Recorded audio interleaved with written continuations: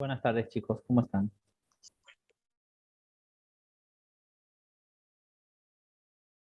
Buenas tardes, doctor. Buenas tardes, doctor. ¿Cómo están? Ahorita empezamos. Déjenme ver dónde hemos quedado.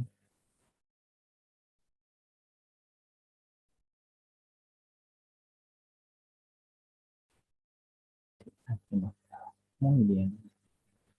Empezamos.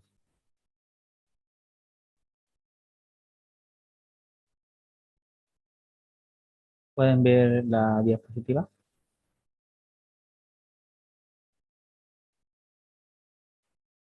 ¿Se puede ver la diapositiva, chicos? Sí, ¿no? Sí. Muy bien. Sí, doctor, se ve. Muy bien. Entonces, en la anterior clase habíamos hablado sobre la lengua, ¿no? Algunas características de la lengua. Habíamos quedado aquí en realidad, en una parálisis progresiva, por ejemplo, del nervio hipogloso, se trae hacia el lado que está afectado. ¿Ya? Esto en la parálisis del nervio hipogloso. Es importante que sepan esto porque cuando a veces uno tiene, por ejemplo, signos de opresión o de hipertensión endocraniana, eh, entonces puede haber afectado o puede comprometer el nervio hipogloso y cuando le decís y hacer el examen físico, saque la lengua y se lo trae al lado afectado, ¿no? Es importante esto. Algunas otras patologías que pueden provocar, digamos, alteraciones en la lengua, como el alcoholismo crónico, que por ejemplo te puede dar un temblor, una trémula, ¿no? La lengua temblorosa o en tirotoxicosis o en hipertiroidismo. Otra característica que tiene la lengua es la sequedad de la lengua, ¿no? Que se ve en casos de deshidratación. Por ejemplo, en pacientes que son fumadores, pacientes que tienen EPOC o enfermedad quística pulmonar o alguna patología pulmonar crónica, donde generalmente a veces no te compensa respirar por la nariz y respiras por la boca, vas a ver una lengua seca, ¿no? Con resquebrajaduras a veces, ¿no? Otras patologías que vemos aquí en la imagen, les he dicho, la lengua epicoloro, que se ve en la esclerosis sistémica difusa, por ejemplo, o en algunas colagenopatías. La lengua de papilada, que puede ser por múltiples causas, o a veces no significa tampoco nada, ¿ya? Pero puede darse en algunas patologías muy extrañas, o a veces cuando se quema la lengua, por ejemplo, puede estar de papilada. La lengua totalmente de papilada lisa, que se debe a las carencias de complejo B o algún tipo de vitamina, tipo vitamina A, E también, puede darte la lengua lisa. Ya, la lengua atrófica, ya, indica una deficiencia nutritiva que generalmente viene en anemias ferropénicas, ya, o cuando hay pequeñas grietas en la lengua, ¿no? Que esta puede ser no significativa, pero puede ser también algunas enfermedades, por ejemplo, que te puedan dar, ¿no? Sobre todo en algunas deficiencias de vitaminas.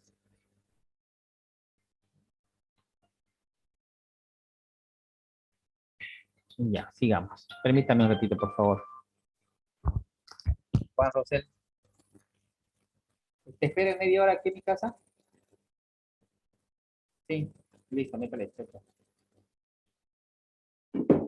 Entonces, bueno, te decía la presencia. A ver, ¿dónde estábamos? Aquí. Ya. Entonces, la lengua geográfica generalmente se debe a atrofia papilar, ¿ya? Muchas causas a veces de coloración diferente de la lengua puede significar alguna patología. Generalmente cuando ustedes van a revisar a un paciente, independientemente de cómo ven la actitud, lo hacen sentar, le revisan, con mirarle la lengua, ustedes pueden ver muchas cosas. Por ejemplo, desde el estado de higiene del paciente, pueden ver su estado de hidratación del paciente. Hay muchas patologías sistémicas que se pueden dar cierto tipo de localización a nivel de la lengua. Entonces, por ejemplo, una lengua seca, es decir, deshidratación, una lengua súper húmeda, puede decirte que el paciente está, por ejemplo, o con mucha salivación, que el paciente puede estar con algún tipo de alteración, sobre todo tiroidea, ¿no? Puede darse pequeñas máculas rojizas confluyentes, algún tipo de enantema puede darse igual a nivel de la lengua. Entonces, la lengua es exquisita donde se sientan o como asiento secundario de múltiples patologías. La lengua escrotal, donde hay surcos profundos y sinuosos que muchas veces no tienen un significado patológico, pero en otras sí, sé que se asocian algunas veces a algunas patologías hereditarias, ¿no? Ya les decía después otra patología, las aftas que se dan en el herpes, por ejemplo, que se pueden dar en la lengua. Pueden darse lesiones aftosas, digamos, en pacientes que tienen lupus eritematoso sistémico. Es importante saber esto. Personas que tienen siempre aftas en la lengua, que se le afta, lesiones en la lengua, en los carrillos dentales. Entonces, que no tengan una causa significativa es una sospecha de lupus, es un criterio diagnóstico, por ejemplo. Entonces, independientemente, por ejemplo, ahora si vos ves aftas, una persona que no tiene un aseo bucal normal o adecuado, pues puede darse, ¿no? Igual, sin significar, lógicamente, que sea un criterio para lupus, ¿no? Después de algunas infecciones micóticas, sobre todo en niños pasa esto, ¿no? O en pacientes que tengan alguna inmunosupresión o alguna patología crónica, se puede dar lo que se llama el mugue oral. ¿Ya? Entonces, una secreción blanquecina que se suele pegar a la parte de lo que es el paladar blando, duro, a veces lengua. Entonces, sí, afecta generalmente. Y esto puede provocarte, si no se cura, una glositis, ¿no? Esta es la glositis. Es la inflamación de la lengua, que se puede dar de causa traumática, infecciosa, de múltiples causas. Entonces, la inflamación de la lengua se llama glositis. Ahora, el frenillo corto, que se llama anquiloglosia, consiste en el pliegue vertical, ¿dónde está? Vamos a ver, ahí está, en el pliegue vertical que generalmente une la lengua con el piso de la boca. Este generalmente, pues, se puede decir que es normal cuando una persona puede alcanzar con la punta de la lengua, puede alcanzar el diente de arriba, con la boca abierta. Entonces es lo normal. Pero si no puede alcanzar, quiere decir que hay un frenillo retráctil. ¿Ya? Y hay limitación de la movilización. Y esto te va a conllevar a alteraciones en la fonación. No va a pronunciar algunos sonidos, ¿no? Como ya hemos visto en anteriores clases. ¿Qué se hace para la palabra? Esto generalmente se presenta en niños y generalmente si es niños 5, 4 años, tiene esta alteración, lo que se hace a veces es hacerle un pequeño corte a nivel del frenillo y lo solucionas el caso. Entonces, en cuanto a la palpación de la lengua, se tracciona con una gasa, como ven en la imagen, para ver la coloración, la textura, la forma, ya, si es simétrico o no es simétrico. Entonces, con la mano izquierda, con guante y con una gasita, ¿no es cierto? Se jala la lengua, la revisas la lengua, así como le decía, todas estas características.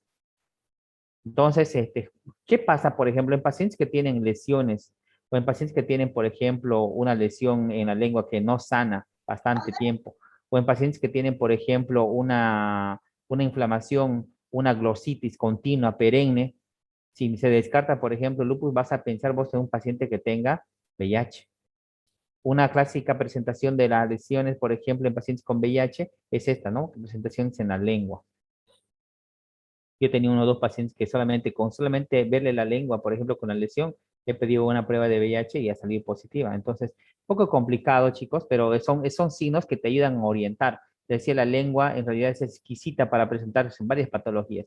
Con solo revisar la lengua y el examen ahí, el examen físico general, vos te das cuenta de múltiples cosas, ¿no? En cuanto a la revisión del paladar, ya el paladar entonces normalmente es rosado y húmedo. Puede ser oscuro a veces en lo que es la enfermedad de Addison, ¿ya? Ahora, ¿qué pasa en el paladar? Tenemos nosotros lo que normalmente viene a ser el cruce. Si ustedes se palpan con la lengua la parte superior del paladar, tanto blando como duro, sobre todo en el paladar duro, hay una cosa recta que va en un rafe medio, ¿no? Que va longitudinalmente. Ahora, en algunas patologías, como en la leishmaniasis, por ejemplo, suele presentar otro rafe, otra línea en forma transversal, haciendo una cruz. Y esta cruz se llama la cruz de Escomel, ya que se presenta en pacientes que tienen leishmaniasis mucocutánea, ¿no? Cuando ya hay afección, por ejemplo, del paladar blando o duro. En pacientes, por ejemplo, que tienen labio leporino, suele existir en ocasiones un compromiso variable de la integridad palatina, eso sabemos, ¿no es cierto? Y a veces terminan haciendo una cirugía y teniendo una cicatriz interna, ¿no? Bueno, ya terminando, ya pasando al istmo de las fauces, hablando algo puntual. En pacientes que tienen, por ejemplo, amígdalas, lo que es puede darse en este caso la faringitis, ¿no? Entonces, en lo que es el istmo de la fauce, lo que tenemos que mirar es la úvula, amígdalas y pilares ya amigdalinos. Es lo que se tiene que mirar. Y para ver esto, justamente vamos a hacer luego vamos a ver una clasificación, por ejemplo, donde se usa la clasificación de Mallampati, ya para ver justamente lo que es la apertura del istmo de las fauces para colocar, por ejemplo, un tubo endotraqueal. Entonces, vemos algunas alteraciones que, por ejemplo, se pueden ver en la úvula, son estas que vemos acá, una úvula inflamada, miren acá, o una úvula bífida, o a veces hay úvulas cortas, pequeñas, ¿ya? O muchas veces hemos visto, por ejemplo, ya esbozos nada más de úvula. Había una paciente que el año pasado, por ejemplo, vi que tenía bueno, pues, tanto desgaste de la úvula porque se hacía gárgaras con limón y sal todos los días por temor. Entonces, ¿qué hizo? Se quemó la úvula, se quemó la faringe y la paciente vino porque no podía ni tragar agua. A veces esto es la cultura, a veces es la idiosincrasia que tenemos nosotros es grande, ¿no? Y tenemos que a veces formar a nuestros familiares que no saben o que están mal orientados y decirles que no se deben hacer eso. ¿Listo? Entonces los pilares palatinos anteriores pueden encontrarse congestivos, le decía ya, generalmente en amigdalitis o en faringitis. Muchas de las faringitis o la amigdalitis actualmente son virales. Está el rinovirus, el paramyxovirus, el ortomyxovirus, los coronavirus, ¿ya? Y los picornavirus. En realidad hay hartos virus que tienen una afección a nivel respiratorio, pueden provocar un síndrome gripal. No todo es COVID actualmente, ¿no? Ya, entonces, bueno, en cuanto a su clasificación de las amígdalas, generalmente una amígdala, en este caso cuando no se ve nada, quiere decir que está removido quirúrgicamente. Cuando las amígdalas llegan a nivel, no sobrepasan los pilares de la amígdala, es grado 1. Cuando llegan hasta dichos pilares, hasta los pilares anteriores, ya es grado 2. Cuando los sobrepasan, es grado 3. Y cuando ya obstruye completamente el istmo de las fauces, es grado 4. En estos dos, por ejemplo, la intubación en un paciente que lo requiera, por ejemplo, que necesita terapia, que necesita ventilación, es complicado.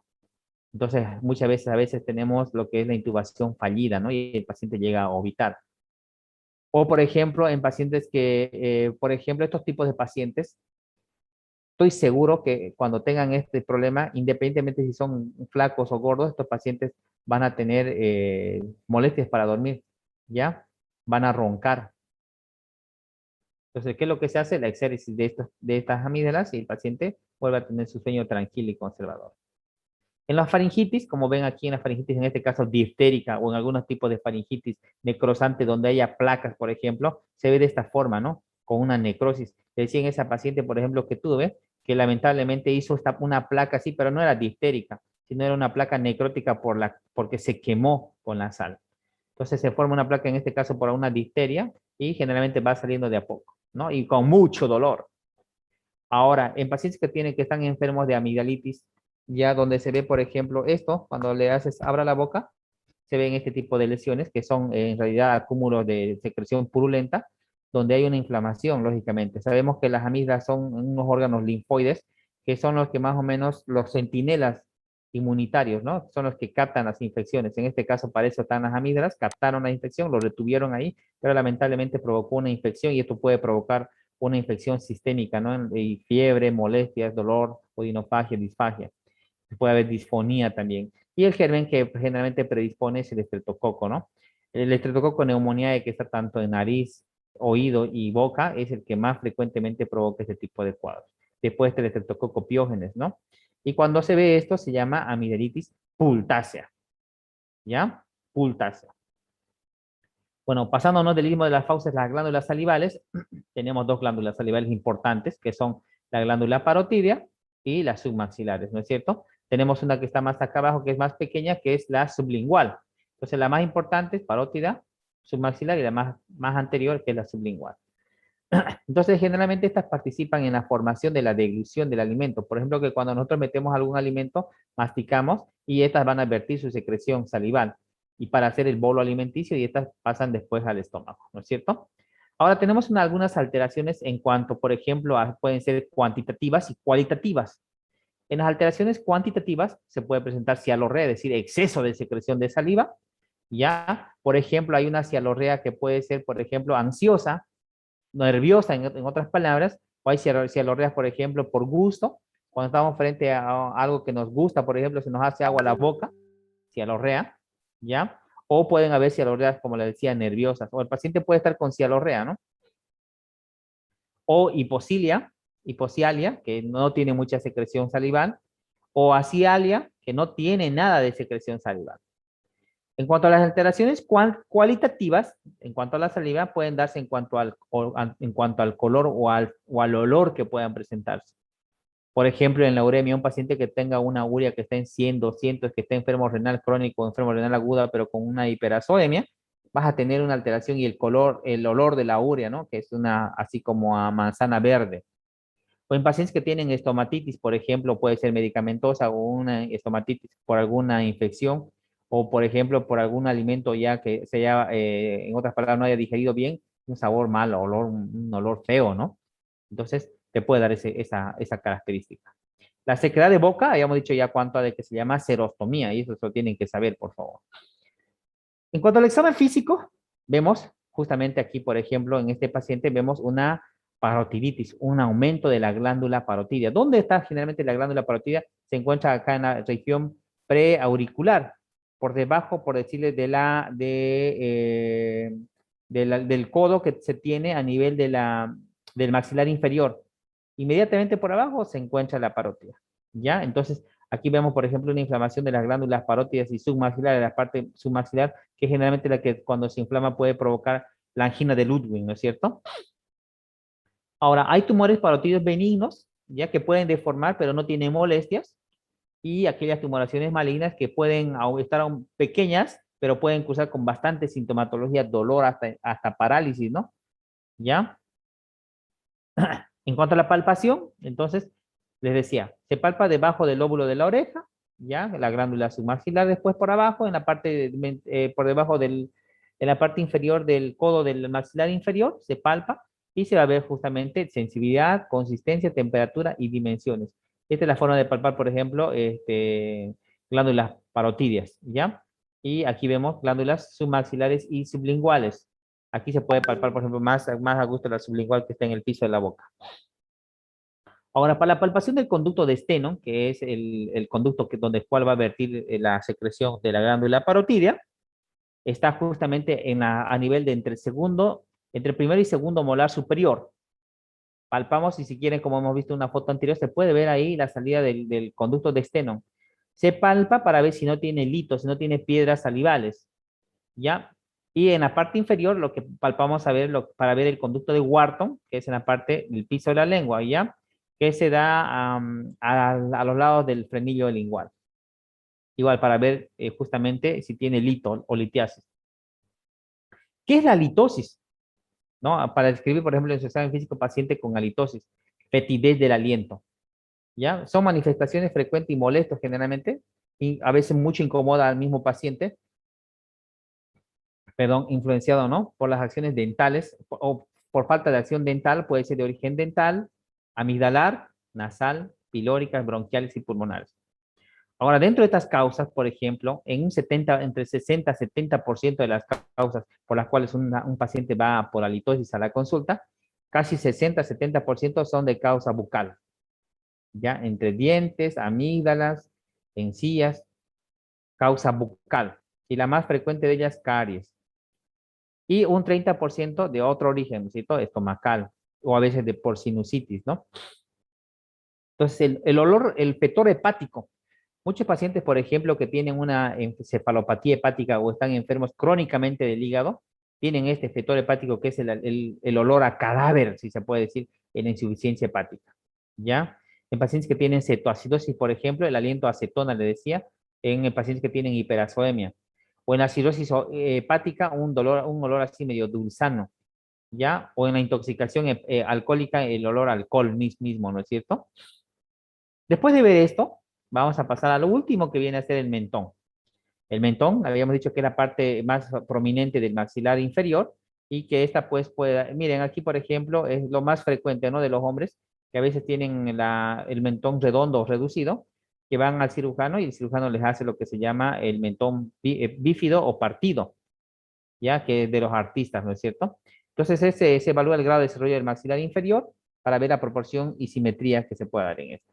Entonces vemos algunas características de los mentones aquí, por ejemplo, miren, mentón cuadrado, perdón, sería normal en este caso. El mentón reducido que te puede provocar algunas alteraciones, sobre todo de ronquido, porque la lengua se va hacia atrás, porque hay una micronaftia, si se puede decir, ¿ya? O el mentón sobresaliente, prognatismo inferior, ¿ya? Mentón redondeado, alargado, bajo, y otro tipo de mentón, ¿no? Aquí otra clasificación, ovalado, triangular, cuadrado, diamante, redondo, rectangular, o como le decía, el mentón de los artistas, que sería el mentón bífido o el mentón partido, que generalmente muchas veces se hacen operar, ¿no? Para tener este tipo de mentón. Ya. Entonces le decía aquí que en algunos pacientes que tienen algunas patologías, o independientemente de las patologías, muchas veces de causa hereditaria, tenemos prognatismo. Hay un prognatismo tanto superior como puede ser inferior. Miren, en este caso, por ejemplo, puede ser que este paciente tenga el prognatismo superior, aquí, o invertido el prognatismo inferior. Puede ser de causa hereditaria, ¿no? A veces tenemos, digamos, se puede decir, son autosómicos dominantes. Entonces, se puede decir que el prognatismo superior, como le decía. O en el caso contrario, hay una micronafia, ¿ya? Que consiste en una hipoplasia, un desarrollo incompleto del maxilar inferior, ¿ya? Miran, por ejemplo, aquí esta paciente con micronafia. Entonces, hay un síndrome que es el síndrome de Pierre-Robbins, que consiste en micronafia, ¿ya? Pseudomacroglosia, es decir, al ver esto, automáticamente la lengua se ve como si fuera grande, digamos, para esta boca, entonces se llama pseudomacroglosia. Y glosoptosis, es decir, que pues, no maneja muy bien la lengua, entonces la lengua se va hacia atrás y este paciente ronca. Si es gorda o delgada, no importa, ronca el paciente, ¿no? O a veces también viene combinado con el paladar hendido, ¿ya? Y puede obstruir la lengua y el paciente puede tener lo que se llama el síndrome de apnea obstructiva del sueño.